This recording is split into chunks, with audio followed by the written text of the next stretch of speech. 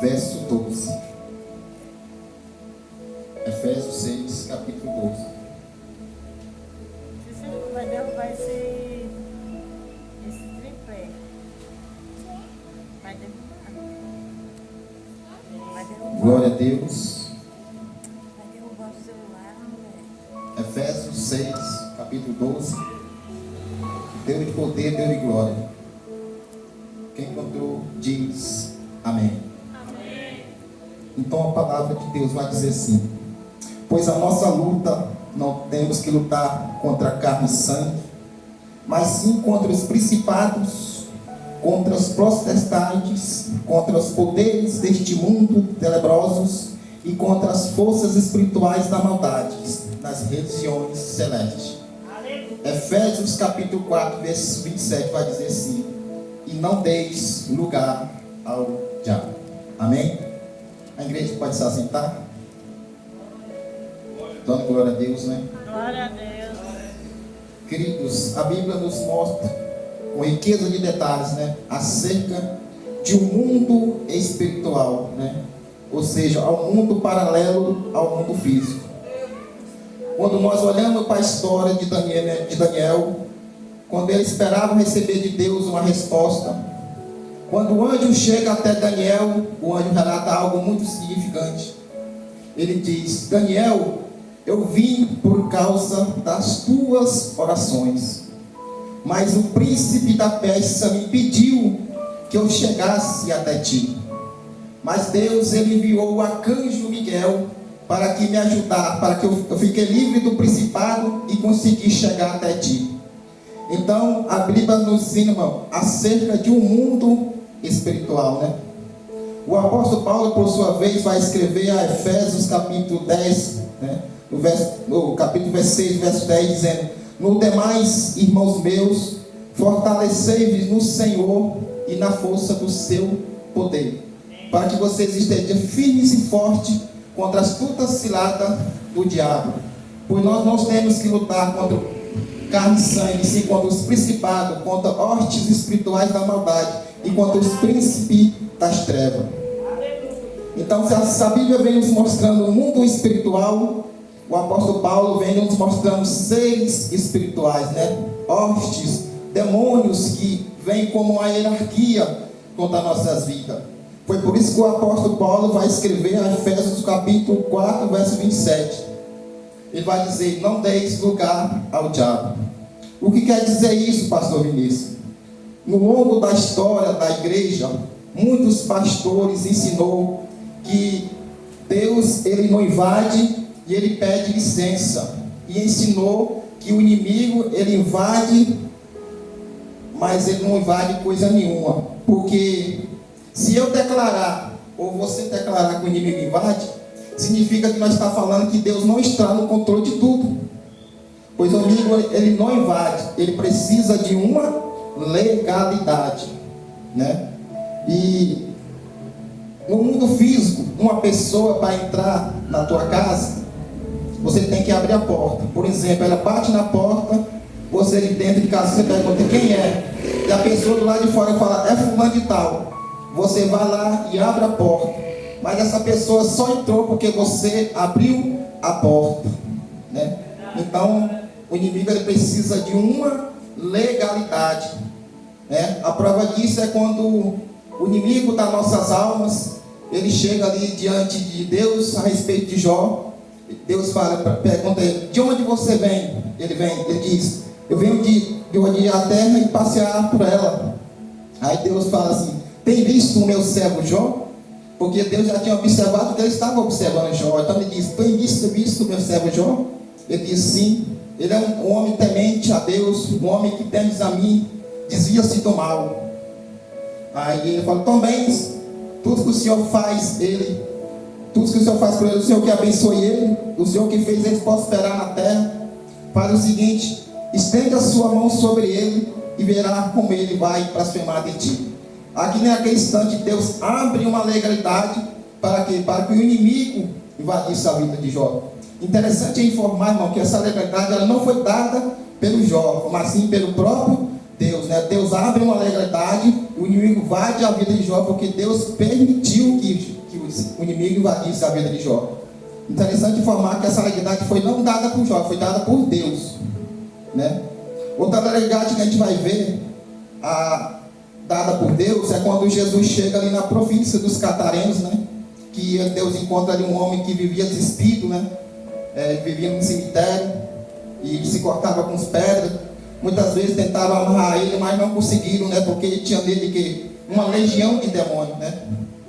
Então é quando Jesus chega ali naquela província, os demônios se prostram diante de Jesus e fala, né? O que temos nós contigo, Jesus, Filho do Altíssimo? Não nos impeça que nos expulse deste lugar, né? Então eles estão pedindo o quê? Não expulse nós deste lugar, permita que nós entramos naquela manada de porcos. Então naquele instante ali, os demônios pedem o quê? A Jesus uma legalidade para entrar naquela manada de porcos, né? Importante informar, irmão, que eles pediram a Jesus, ó, deixe nós entrar naqueles porcos. Aí a Bíblia diz que Jesus os permitiu. Então ele sai do homem e entra na manada de porcos, porque eles não têm o poder de invasão. Eles pedem a Jesus uma legalidade para entrar nos porcos, porque se ele tivesse o poder de invasão, eles não pediam a Jesus para sair do homem e entrar nos porcos. Então eles pedem a Jesus uma legalidade para entrar onde? Nos porcos, né?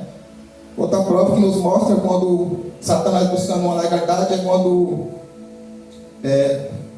Jesus chega para Pedro e diz: Pedro, Satanás pediu para cirandar vocês como trigo, mas eu roguei ao Pai para que não permitisse. O que aconteceu? Quando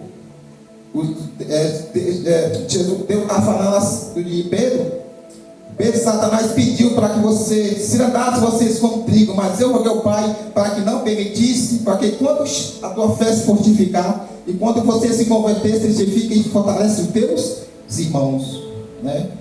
Então isso nos forma, irmão, que o inimigo ele só invade quando Deus permite, quando o poderoso permite, quando o soberano permite. Quando ele não permitiu, o inimigo não faz nada na nossa vida, né? Porque tudo que ele permite aqui é a exceção, mas o inimigo, Deus ele não permite que o inimigo toque na sua vida, que o inimigo toque na sua família, que o inimigo toque na sua casa, que o inimigo toque na sua saúde, né? Nós temos um Deus que está acima de tudo, que manda em tudo, né? Que um dia todos os joelhos se dobram diante dele e toda língua vai te confessar que ele é soberano Deus e nada pode contra a sua vida. E ele é soberano, né? Glória a Deus. Então, se o inimigo ele não encontra uma legalidade da parte de Deus, então ele precisa encontrar uma legalidade em mim e em você. Então, porque enquanto a gente abre a porta, não é Deus que abre a porta, foi o inimigo, né? Você que abre a porta, né? Então o inimigo entra. Então você precisa ter, você tem que se preparar, vigiar, para que não o inimigo nem vai invadir a sua vida nem a sua casa. Orar sempre, né? Orar e vigiar para que não deixar o inimigo entrar na sua vida, na sua casa, na sua família, né? E outra prova que nós vemos também é quando Ananias chega para Pedro e diz: Ananias, por que você permitiu que Satanás enchesse o teu coração a ponto de você mentir ao Espírito Santo, né? Deixando que o Satanás enchesse o coração de Ananias e Safira. O que aconteceu ali?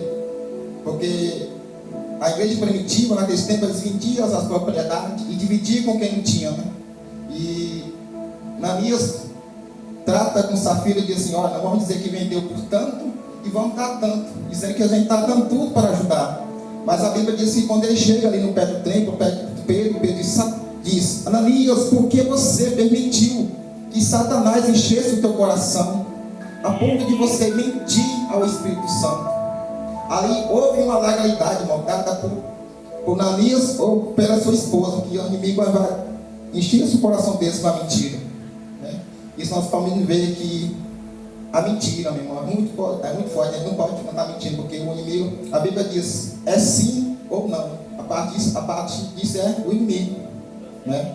Então nós temos que ver isso, a mentira, nós temos que tirar isso das nossas vidas, né? Outra prova também, quando fala, chegou de Pedro, Ele, porém, disse: para trás de mim, Satanás, você que me serve com escândalo, porque não compreendeste as coisas que são do céu, mas das coisas que são dos homens.